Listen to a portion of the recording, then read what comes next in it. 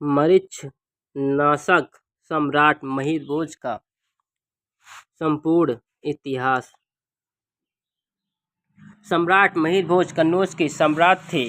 उन्होंने 1836 ईस्वी से 1885 ईस्वी तक 49 साल के लंबे समय तक शासन किया और सम्राट महिर भोज के पत्नी का नाम चंद्रभट्टिकी देवी था। महिर भोज की वीरता के किस्से पूरी दुनिया में मशहूर थे। सम्राट महिर भोज के राज का विस्तार वर्णन मुल्तान से लेकर बंगाल तक और कश्मीर से लेकर कर्नाटक तक फैला हुआ था। उनके राज की सीमाओं के अंतर्गत वर्तमान भारत के हिमाचल प्रदेश, पंजाब, हरियाणा, राजस्थान, उत्तर प्रदेश, मध्य प्रदेश, गुजरात और उड़ीसा आते हैं। इस विशाल साम्राज्य की राजधानी कन्नौज थी। अरबों के खिलाफ मौखिक वार्षिक मुल्काल मुंतशिर सम्राट महिर भोज के सबसे बड़े शत्रु थे। अरबों ने हमले के कई प्रयास किए, लेकिन वो महिर भोज की विशाल सेना के सामने टिक नहीं सके। उनकी सेना हर महादेव जय महाकाल की ललकार के साथ रणक्षेत्र में शत्रु पर कहर बरसा रही थी।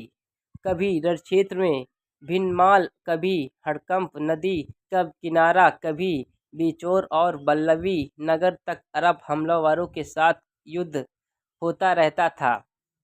सम्राट के काल में सोने और चांदी के सिक्के प्रचलित में थे। महिर भोज की एक उपाधि आदि वेश भी थी।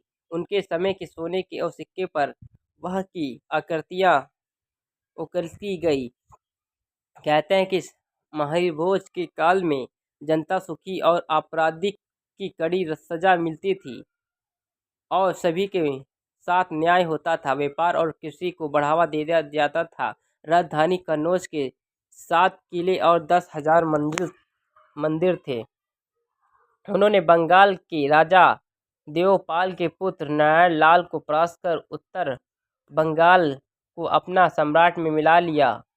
दक्षिण के राष्ट्रकूट राजा अगमोरवर्ष को पराजित कर दिया। संधि के बाद अरब शासक इमरान बिन मूसा को पराजित करके सिंध को अपना सम्राट में मिला लिया। मुल्तान के मुसलमान शासकों को अपने नियंत्रण में रखते थे। कन्नौज पर अधिकार के लिए बंगाल को पाल, उत्तर भारत के प्रतिहार और दक्षिण भारत के राष्ट्रकूट शासकों के बीच लगभग 100 वर्षों तक संघर्ष होता रहा, जिसे इतिहास में त्रिकोणात्मक संघर्ष कहा जाता है। मित्रों की रक्षा के लिए सेना भेजी। कहते हैं कि महिर भोज ने काबुल के राजा लालिया शाही को तुर्किस्तान के आक्रमण से बचाया। दूसरी ओर नेपाल के राजा राघव देव को तिब्बत के आक्रमणकारियों से बचाया, परंतु उनकी पलवंशी राजा देवपाल और दक्षिण के राष्ट्रकूट राजा अगमोरवर्ष शत्रुता चलती रहती थी। अगर आप हमारे चैनल पर नए तो चैनल को सब्सक्राइब करें, कमेंट करें, लाइक करें, शेयर करें, बेल आइकन दबाना न भूलें।